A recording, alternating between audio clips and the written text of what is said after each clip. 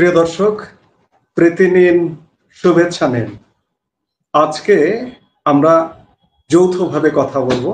আজকে আমি কথা বলবো না, মূলত আমি কথা শুনবো আপনাদের সঙ্গে। এই মুহূর্তে আমাদের এই কথা বলবার জন্য উপস্থিত আছেন কিছুক্ষণ আগে নরেন্দ্র মোদী তিনি একটি ভাষণ দিয়েছেন জাতির উদ্দেশ্যে। সেই ভাষণে তিনি পরিষ্কার বলেছেন যে এই সন্ত্রাসবাদী কার্যকলাপের পেছনে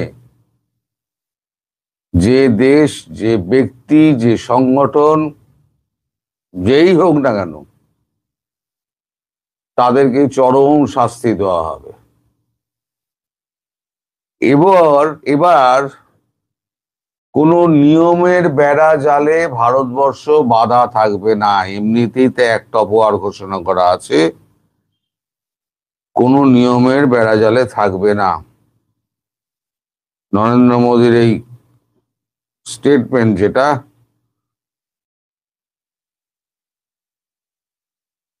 conspirator will not be spared, Modi stern warning after Delhi blast বোঝ। আপনারা কি দেখতে পাচ্ছেন? মনে হয় দেখতে পাচ্ছেন না। মোদির হচ্ছে এই বক্তব্য।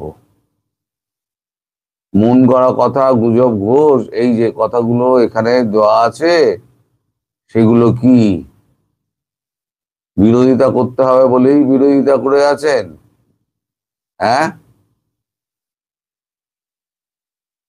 জঙ্গি আমাদের দেশে নেই আমরা কখনো বলিনি। আমাদের দেশে প্রচুর জঙ্গি আছে, সব স্লিপার সেল, সব স্লিপার সেল। এই যে ডাক্তারি পড়েছিল আমাদের এখানে, আমাদের পয়সায় তো ডাক্তারি পড়েছিল, আমাদের পয়সায় ডাক্তারি পড়ে আমাদের খেয়ে দিয়ে আমাদেরই মারা প্ল্যান করেছে। এবার যোগীজি যেরকম উত্তরপ্রদেশে করেন না, যোগীজি সেই রকম করতে হবে। যারা যারা ভারতবর্ষের মধ্যে থেকে এই সমস্ত করে তাদের চিহ্নিত করা হবে এবং বুলডোজার দিয়ে তাদের বাড়ি ভেঙে দাও এবং আত্মীয় স্বজন যারা আছে সবকে তুলে নাও।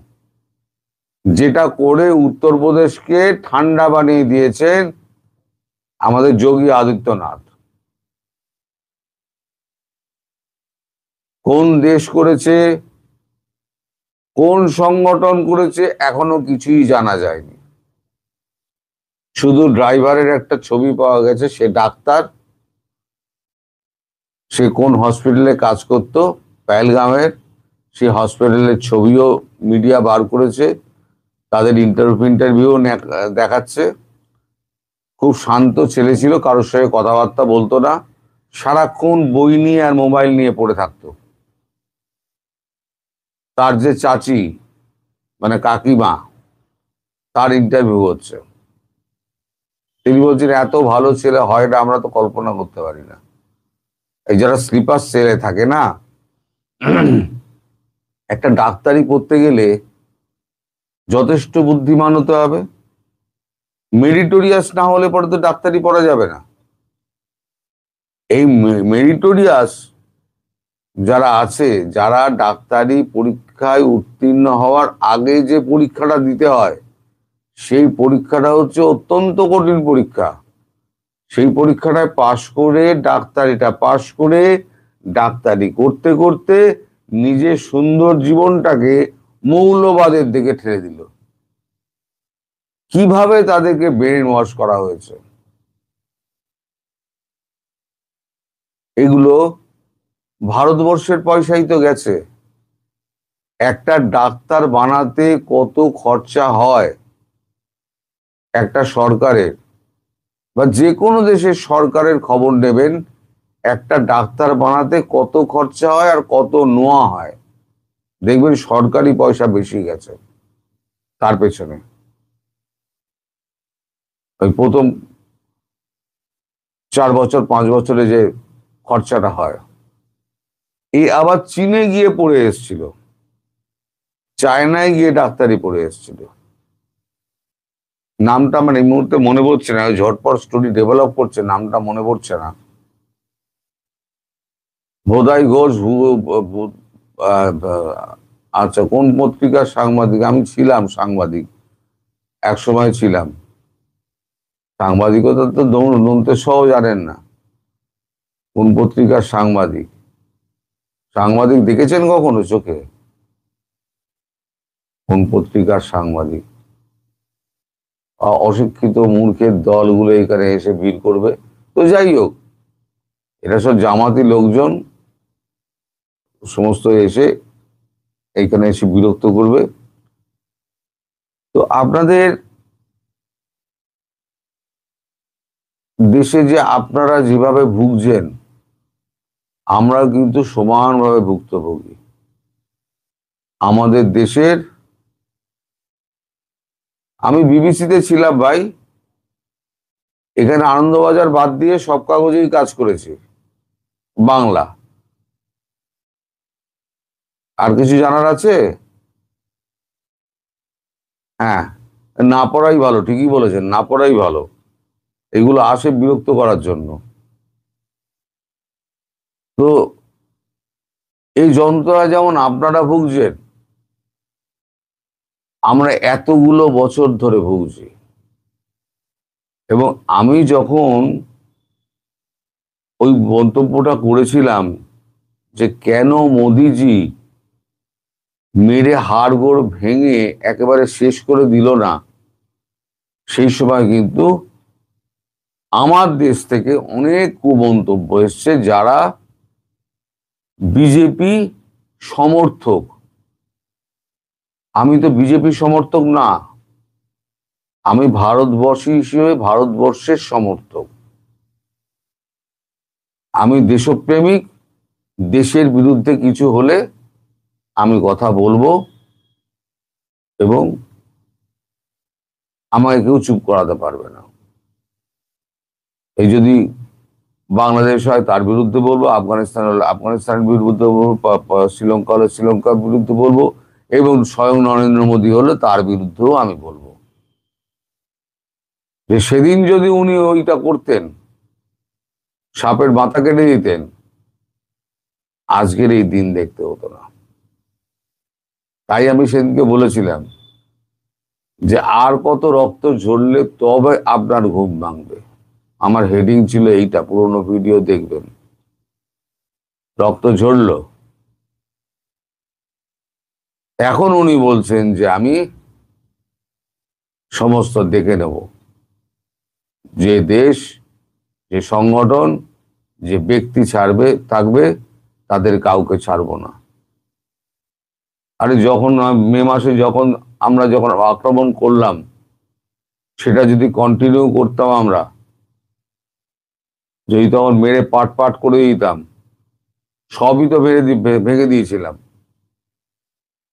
আসল মারো হচ্ছে মাথা হচ্ছে এই যে পাঞ্জাবি যে সেনানায়ক,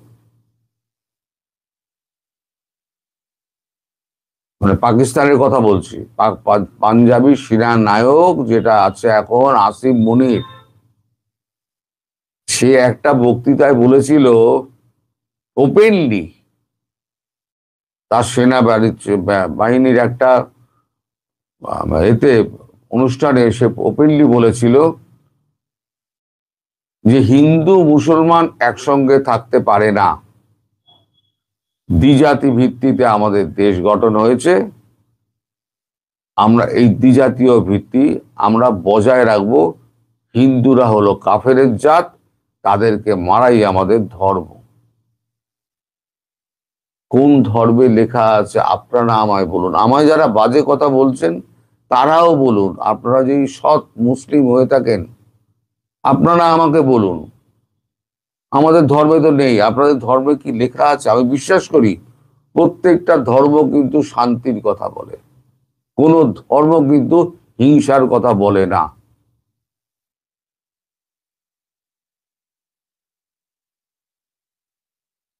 কিন্তু ধর্মের অপব্যাখ্যা আমাদের দেশেও হয়েছে।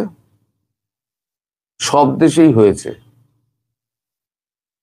কিন্তু এই যে ধর্মের অপব্যাখ্যার এই যে একটা অন্য মোড়, যা হিন্দুদের ইহুদিদের বেঁচে থাকার অধিকার নেই, হিন্দু আর ইহুদি মারাটা হচ্ছে জান্নাতে যাওয়ার প্রধান পথ, এই যে এরা মারলো না, এদের মারায় কিন্তু এদের কেউ যায় আসে না। এরা মাথার মধ্যে এদেরকে ঢুকিয়ে দেওয়া হয়েছে তুমি যে মরছো, মরে সোজা জান্নাতে যাবে। সেখানে 62 ফুটের হুর আছে, মধুর নদী বয়, থুতু ফেললে জল মিষ্টি হয়ে যায়, অনেক এসব আছে। দুধ কি নদিয়া, শাহেদ কি নদিয়া, এসব অনেক কিছু আছে, বোঝানো হয়, হুজুরেরা বোঝান। আমরা তো আর হুজুরের কাছে যাইনি, হুজুরের কাছে পড়াশুনো করিনি। তবে আমি ব্যক্তিগতভাবে বিশ্বাস করি প্রত্যেকটা ধর্ম কিন্তু মানুষকে মানবতার কথা শিখিয়েছে। সে হিন্দু ধর্ম বলুন, মুসলমান ধর্ম বলুন, আপনার খ্রিস্টান ধর্ম বলুন, জৈন ধর্ম বলুন, বুদ্ধিজম বলুন, আপনি যে ধর্মই বলুন না কেন, আমার নামে যারা বাজে কথা লেখেন তারাও বা আপনারা বলুন না, বাজে কথা লিখে আপনারা বলুন হ্যাঁ আমাদের ধর্মে এটা লেখা আছে, আপনি লিখুন। আপনি লিখতে পারবেন না, কারণ আমি জানি আপনার ভেতরে যে আত্মাটা রয়েছে সে আত্মাটা কিন্তু বিশুদ্ধ মুসলিম আত্মা। আপনি যে কোনো কারণে হোক আমাকে সহ্য করতে পারেন না, বা আমার বিরোধিতা আপনি করেন, অনেকেই আছেন আমার কথা সহ্য হয় না, বিরোধিতা করেন, বিরোধিতা করার অধিকার আপনার আছে, আপনি বিরোধিতা করুন। কিন্তু মনে মনে আপনি প্রকৃত মুসলিম হলে আপনি কখনো হিংসার আশ্রয় নেবেন না। আপনি লেখার মাধ্যমে প্রতিবাদ করছেন, কিন্তু আপনি এসে কিন্তু আপনি আমাকে একটা চড় মারতে আসবেন না। অন্তত বাংলাদেশের মানুষ তো নয়, বাংলাদেশের মানুষের একটা অন্য জাত রয়েছে, তারা আর যাই করুক, বাংলাদেশের মানুষের একটা জাত আছে, পাকিস্তানের মতো না। বা সেন্ট্রাল এশিয়াতে আপনি দেখুন সব মুসলমানকে কাটছে, কেউ শিয়া সুন্নির নামে কাটছে, কেউ শিয়া দেওবন্দির নামে কাটছে, কেউ সুন্নি তার দেওবন্দির নামে কাটছে, কেউ দেওবন্দি আবার এর নামে কাটছে। মানে আপনাদের হাজারটা সমস্ত, আমাদের যেমন হিন্দুদের যেমন অনেকগুলো কাস্ট ফাস্টের ব্যাপার রয়েছে, মুসলিমদের ওরকম রয়েছে, একে অপরকে কেটে বেড়াচ্ছে। আমরা নিজেদের মধ্যে আমরা নিজেরা শান্তিতে বাস করছি, আপনারাও এতদিন শান্তিতে বাস করেছেন, কিন্তু এই যে পাকিস্তানের বাহিনী এসে আপনাদের দেশটাকে এই যে দখল করে আপনার দেশটা অস্থির করে দিল, এটাকে যারা যারা সাপোর্ট কেউ কি করেন, যারা করেন আজকের দিনে তারা ভবিষ্যৎ চিন্তা করছেন না, যে ভবিষ্যৎটা কোথায় গিয়ে আপনাদের দাঁড়াবে, দেশটা ধ্বংস হয়ে যাবে। দাদা, দেশটা থাকলে আপনি থাকবেন, আর দেশ যদি না থাকে আপনিও থাকবেন না, আপনার ধর্মও থাকবে না। সুতরাং সবার ওপরে কিন্তু দেশ। আজকে যা হচ্ছে সবাই দেখতে পাচ্ছেন, কোনো রকমে যদি একবার বাংলাদেশের নামটা জড়িয়ে যায় তাহলে আন্দাজ করুন কি হতে পারে, একবার আন্দাজ করুন। আমি আশা করব যে যতই বাকতাল্লা কষুক না কেন, অন্তত বাংলাদেশ মিলিটারি অন্তত এই কাজটা করতে দেবে না। কারণ বাংলাদেশ ডিফেন্সে অনেক বুদ্ধিমান অফিসার রয়েছেন, তারা কিন্তু খোলা ময়দান পাক বাহিনীকে ছেড়ে দেবে না। এই যে আপনার দেশে এখন যে ওই নৌবাহিনী প্রধান এসছেন না, যখন এই ভারত পাকিস্তান যখন আক্রমণ করেছিল, তখন সমস্ত জাহাজ আর দুটো ডুবোজাহাজ সব এনে গোয়াদার পোর্টের ভেতরে ঢুকিয়ে দিয়েছিল ভয়ের চোটে। কারণ ভারত যদি মারে, জাহাজ যদি ডুবিয়ে দেয়, তারা এসছে আপনাদের বাঁচায়। যে নিজের দেশের শত্রু আক্রমণ হলে পালিয়ে যায়, সে এসছে আপনার দেশে আপনাকে বাঁচানোর জন্য। আসলে আপনাকে বাঁচানোর জন্য আসেনি, এসছে আপনাকে বিপদে ফেলার জন্য। যখন বুঝবেন তখন অনেক দেরি হয়ে যাবে। বারবার বলছি, যদি দেশ থাকে তাহলে আপনি আছেন, আপনি থাকলে আপনার ধর্ম আছে, না হলে কেউ নেই।